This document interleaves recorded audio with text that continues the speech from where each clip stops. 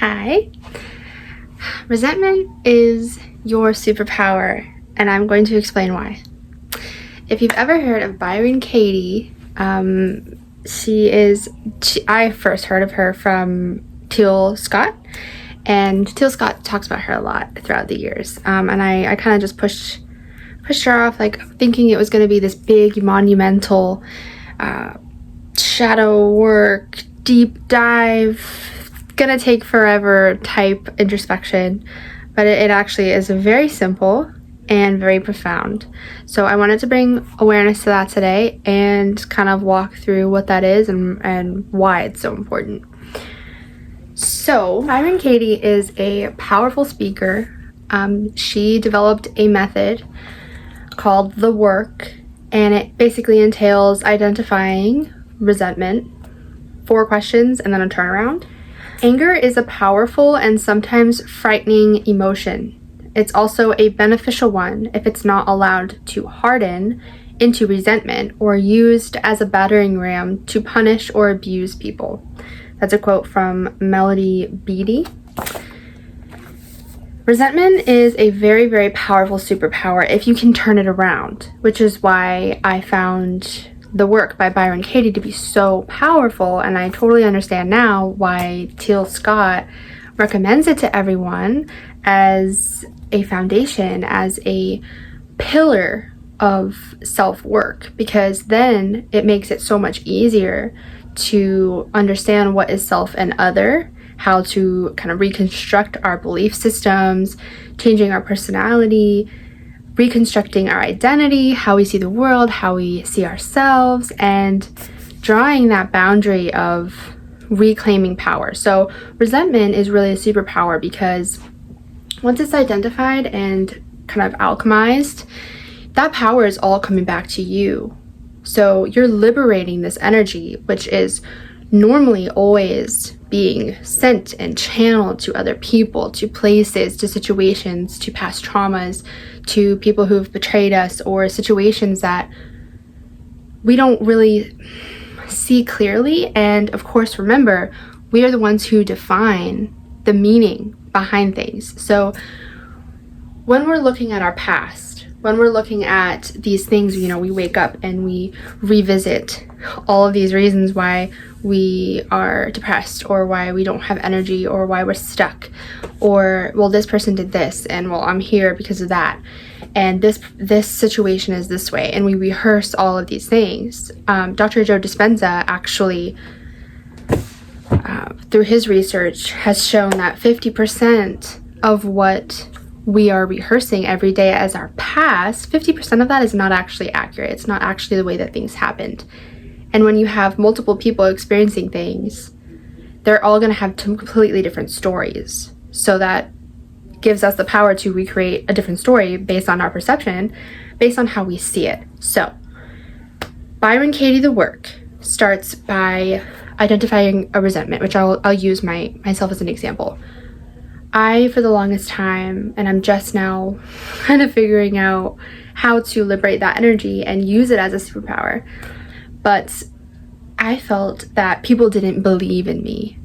I felt that people always treated me like a child. And I'm a 31-year-old adult. I'm a mother. And it's kind of been a theme for me to kind of have to prove myself, kind of have to feel all the time like I'm fighting against people who are anticipating my failure. And that can be a really negative energy to have, because instead of following your passion and expressing your creativity and just doing something because you love it and because you feel called in that direction and you want to experience that, instead of that energy being anchored in, it's always, well, I'm going to show them that I can do it because I have to prove that I can and prove that they're wrong. So it's a totally different energy when you're fighting upstream to prove yourself instead of just enjoying your life and having that power. So anyways, with that, I identified resentment. The first question is it true? And of course, what is truth? My truth can be different than your truth. So first question, of course, I'm gonna identify it as yes, it is true, because that's how I feel and that's what I'm experiencing. Second question, can you absolutely know that it's true? Can you know that it's true? Can you go inside the other person's mind and know for sure that that is exactly what they're feeling? Are you God, source, creator, who knows everything? No. So right there, you're kind of loosening up the roots.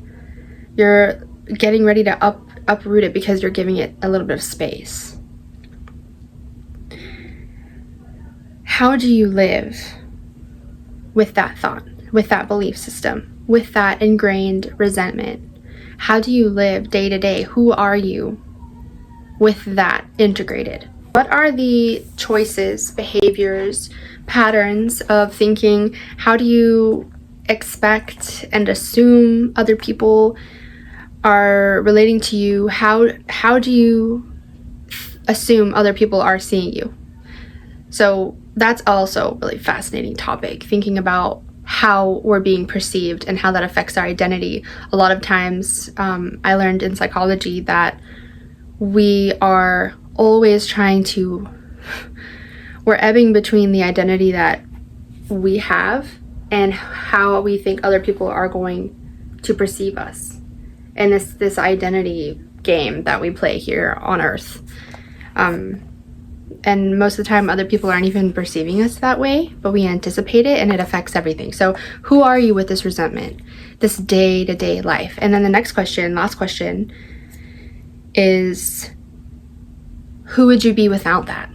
So who would you be without that resentment? Identify something. Identify something that you're holding on to. You're angry at someone. You're angry at something, a situation, a circumstance, someone who betrayed you, someone who abused you, someone who didn't see your light, or who called you names, or an employer, or anything. Identify it. Go through these questions. Is it true? Of course, you feel it's true. Can you know for sure it's true? Of course not. Of course not. And then who are you? Notice those patterns. Who are you with that resentment deeply interwoven into how you express yourself in the world, into how you react to things? And I know for me, it caused a lot of anger because I was always, if I said I was going to go do something and someone said, well, are you sure you can do that? Instead of me just acknowledging that that's their limitation and that's something they wouldn't do, it has nothing to do with me, right? Instead, it would make me so angry, and I'd be like, oh, you don't believe in me. And then it would be this whole cascade of thoughts of I have to prove myself and I have to push back, and I always have opposition. And so asking that question, who would I be if I wasn't always assuming everybody didn't believe in me or thought I was going to fail? And so that leads me to the turnaround, which is so powerful. The turnaround is I resent myself because I don't believe in me. And I'm seeing that reflected in everybody else. I resent me because I don't believe in me. So that's been a huge shift, and understanding, okay, that's the core. And who am I in my daily life? Because who you are in your daily life is who you are in life. I think can't remember who says that. That's a neuroscientist that I follow. I'll link her video once I find her. But it's very true. How you live in your daily life is how you live in all of life. And if you think about how much goes on in our brains, how much is all the time buzzing through our brains and our inner world, and how much stronger that is in our inner world than in the external world. Just a little tidbit of information. 10 to 20 million bits per second is the measurement of subconscious and unconscious information that's constantly traversing in our brain, but we're only actually aware of 40 to 50 bits per second. So out of 20 million bits, we're only actually aware of 50 bits per second. So there's a lot more going on up here for all of us than there is out here. And if you are a meditator, you know that to be true, because you can just feel it. Over time you start to feel, okay, there's so much more inside of me. There must be so much more inside of everyone else than what we're experiencing in the external world. So once you understand these resentments that you hold, and there are so many of them, I encourage you to get out a piece of paper and write down some of the things that you notice yourself experiencing, that you notice yourself, well, it's my employer, and it's my old friends, or it's this place, or it was this decision that I made. It's all these things, these people, it was these bad influences. If you take all of those into account, you say, I'm holding all this resentment, and then you turn it around, and you're like, okay, well, I'm resentful of myself because I anticipate my own failure. I don't believe in myself. I don't love myself enough. So I know I struggled a lot with resentment for someone treating me very badly. I didn't feel like I deserved that treatment. And so going through Byron Katie's process, the work, it liberated so much energy and brought all that power back to me when I realized that I was resentful of myself because I treated me badly. I abused myself through another person, like externalized self-harm. I buzzed right through all the red flags. I kind of, in a weird way, when we're rewriting our past and we're defining a new meaning, I feel oftentimes we realize how much we've depended on other people in a negative state, whether that be people who betrayed us, abused us, or negative situations that came up. The way we've told that story, the way we've written that past, the way that we have experienced that past, every single day we rehearse it through emotions and through thoughts, rendered us as a victim, and we were completely subconsciously okay with giving another person all of that power. So when we reclaim that power, we understand the turnaround, and we understand that the resentment is with ourselves, then all the power comes back to us. We've liberated all that energy that can now be channeled positively. Okay, well, how can I believe in myself more? How can I anticipate my success? How can I grow in my relationship with myself? How can I redefine the past? How can I say, okay, this circumstance, I am the one who let those things happen. I'm the one who contributed in this way, or I'm the one who actually benefited from being a victim in a situation. How was I utilizing that? And I wanted to say also that when we're doing self-work and we're bringing the power back to ourselves, we are liberating all of the pockets of energy that are being siphoned on a daily basis from how we think and feel and these deeply ingrained belief systems. However, it's not like it's just us here and, we are everything and everyone. It's not that. We are not all creation. We are co-creating with other people. So there's a lot going on this planet. There's a lot going on in every single mind and heart on this planet. There's a lot going on beyond this planet. There's parallel dimensions and realms, and there's minds everywhere, and there's the greater mind flowing through all. So we are co-creating, and there are some things that are out of our control, and that's okay. I believe in soul contracts. I believe in things being purposed. I believe that before we come into incarnation, that we choose a lot of the circumstances that we're going to experience, a lot of these missions and lessons that we came here to experience. And I do believe that the negative experiences were purposed for the lessons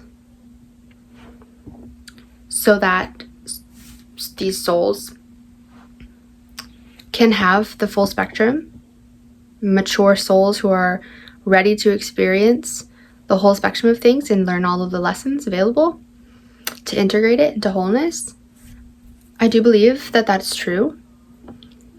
However, I encourage you to take full accountability and to reclaim all of that power, to utilize that superpower, that resentment, and understand that you can change those things. You can rebuild those relationships from a new perspective. You can rewrite the past from a new story, defining a new meaning. But understanding that it's not just you here, that we are co-creating and that some things are out of control. So having a balance of surrender when those things happen, a balance of control and surrender. So yes, I am the authority figure of my own life. But no, I do not control everything and everyone. But I can define the meaning. I can redefine the story. I can liberate that energy. I can change. I can move. I can just pick myself up out of situations and exit if it's not serving me anymore. So another key factor I wanted to mention on this thread is that forgiveness is really just that. It's the alchemization of resentment. It's the higher vantage point, defining a new meaning, rewriting the past, and it's just an automatic heart-opening shift of that person is where they are. And it's a natural result of understanding this higher perspective of existence. It's a natural consequence. You just have it. It just happens. You forgive and you liberate, and fixating on that person, giving them all your energy is no longer valid because it's actually between you and you. And that's what I'm trying to really say here, in the fact that we are co-creators, but in your own mind, it's you and you. And how you interpret what other people are doing to you, or how they are responding to you, how they are reacting to you, that is up to you to integrate it. It's up to you to perceive it, and it's up to you to define the meaning. I absolutely love watching NDEs, the near-death experiences, and a lot of times they will say that in their life review, they went through all of these different roles that they played in past lives, and oftentimes the person in their life who was an abuser or who betrayed them or who didn't see, they just couldn't connect with or negatively affected them, that they were actually that role for them in another life. That they were the perpetrator. So we've all been on other sides of the spectrum. We're all just in a play here in the game of life, trying on different characters. But I just encourage you to alchemize the resentment that you hold, because it will just absolutely skyrocket you forward in your growth, in your spiritual advancement. And it will really help all of us collectively to raise our consciousness, to understand, okay, this is actually about me. It's me and me here. And yes, we're co-creating, and yes, we all exist together, but we're so deeply interwoven that when we reclaim our power, it amplifies and it encourages other people to do the same, instead of living in that misery every day, letting all of that energy seep out and blaming others for things where really we're just mad at ourselves. And we can turn all of those things around. It's not the employer. It's not the bad relationship.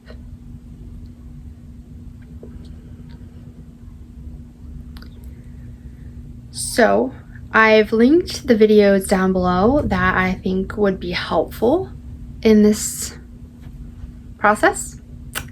And remember that thoughts, emotions, beliefs, the whole perception cycle, these things are what build your personality. Personality builds your identity, and your identity is what creates your reality. So be very wise and be very careful and take that 10 minutes. I mean, I think these epiphanies occurred for me when I watched that video. I think it's like a 45-minute, hour-long video. But you don't even have to watch the whole thing. I mean, just questioning, just starting to question, bringing awareness to these things and understanding how to kind of take the mature perspective and say, okay, well, how can I redirect this energy and reclaim and liberate myself and use this as a superpower?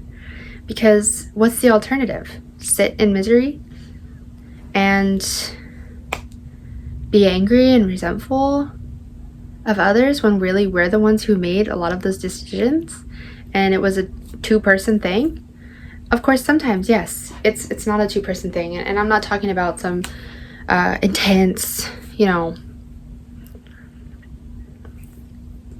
I'm not talking about that. I'm talking about regular life, regular people, not extreme things. But even in extreme things, I would imagine that it would be helpful to understand self and other and understand that you can redirect that power. And that's what it really comes down to, is it's your power. And what are you doing with it? Are you funneling it out to other people? Or can you redirect? Can you redirect that for your own sake?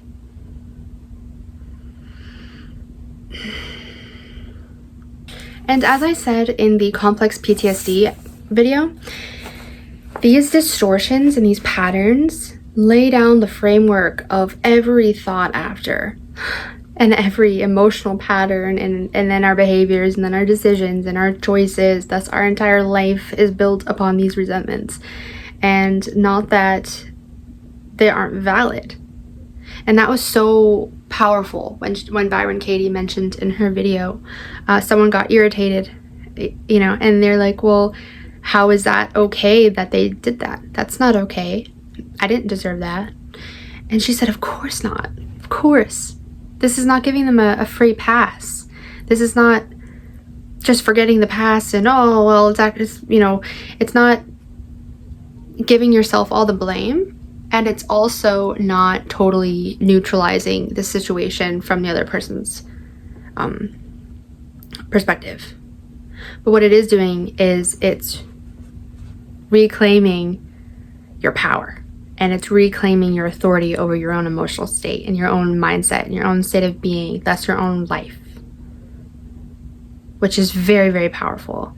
And as Bashar says, love Bashar, they're just doing their job. That's their job. Their job is to create challenges. And we've been that. Like I said with the NDEs, a lot of people have said that they've been the abuser and the victim. We're all just recycling and trying new things and bouncing back between characters in this play. And having a bird's eye view of others who have hurt us. And doing this work will give you so much love for them. Where you just send them so much love and healing because you know that that's what they're experiencing. And when you really take others as yourself, which I believe is how Teal Scott describes love, is in the taking of others as yourself. That's really what we all are, being that we are all so connected and we do have one common root source.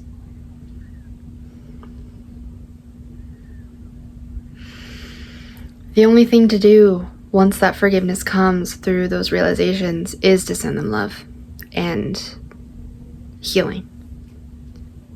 Because then you know why they acted that way is because of their own hurt and their own misalignment. So reclaim your sovereignty. I hope this encourages someone to do just those few questions, and then it really liberates you so much, and you'll feel like an entirely different person. So good luck and love ya.